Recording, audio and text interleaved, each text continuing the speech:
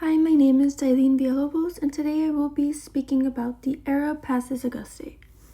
The Ara Pacis Augustae, commissioned by Augustus in 13 BCE and completed in 9 BCE, is one of the clearest examples of how art was used to support political power in ancient Rome.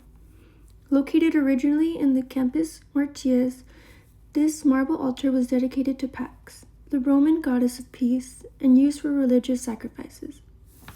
While it may seem like a religious monument at first, it actually serves a much larger purpose. In this presentation, I argue that the Ara Pacis functions as political propaganda by promoting Augustus's rule through ideas of peace, family values, and stability, while also showing the important transition from the Roman Republic to the Roman Empire.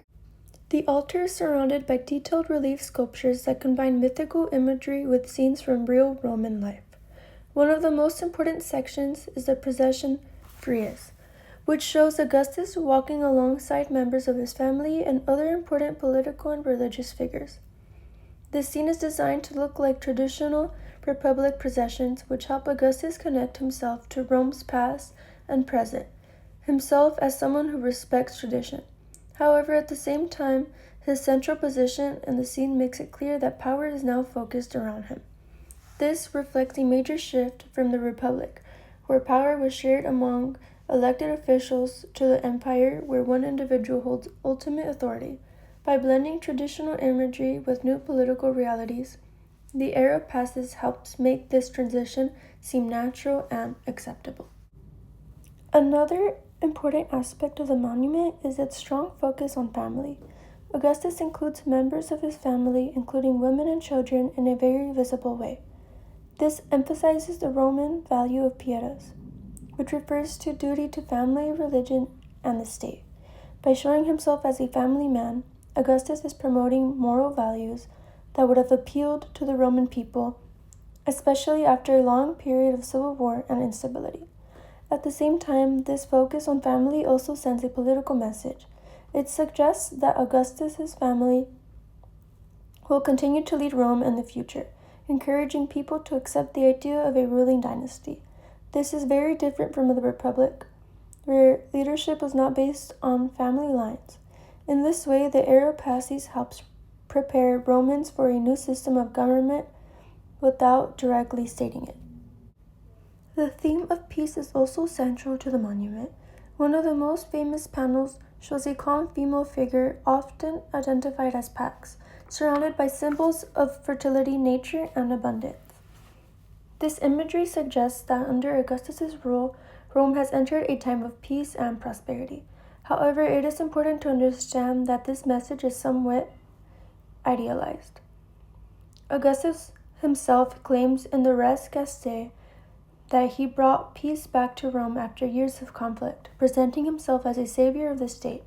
On the other hand, the historian Tacitus, in his work The Annals, suggests that his peace came at the cost of political freedom, since power became concentrated in the hands of one ruler. This contrast shows that the Ara Pacis is not just reflecting reality, but shaping how people were meant to understand Augustus's rule. Modern scholars also support the idea that the Ara Pacis was carefully designed to influence public opinion. In The Power of Images in the Age of Augustus, Paul Zanker explained how Augustus used art and visual imagery as a way to communicate his political message to the Roman people. Instead of relying only on military power, Augustus used monuments like the Ara Pacis to create a sense of legitimacy and stability. The altar fits into a larger pattern of artwork that connects Augustus to traditional Roman values, divine approval, and a peaceful future. This shows that art in ancient Rome was not just decorative, but played an important role in shaping political ideas and public perception.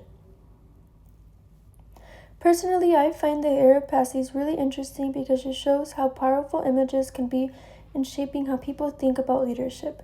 Even though it was created over 2,000 years ago, the idea of using visuals to promote political messages is still very relevant today. Governments and leaders still use media, imagery, and public appearances to influence how they are viewed by the public.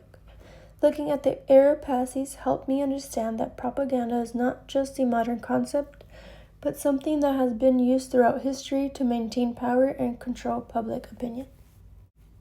For future research, it would be interesting to explore how ordinary Roman citizens actually reacted to monuments like the Ara Pacis. While the monument clearly presents a positive and unified image of Augustus's rule, it is not clear whether everyone accepted this image in the same way. Some people may have supported Augustus, while others may have been more critical of the loss of political freedom. Studying these different perspectives could give us a better understanding of how effective Augustus's use of propaganda really was. Overall, the Ara Pacis Augustae is not just an important piece of Roman art, but also a key example of how visual culture can be used to support political power and shape an entire society's understanding of leadership. Thank you.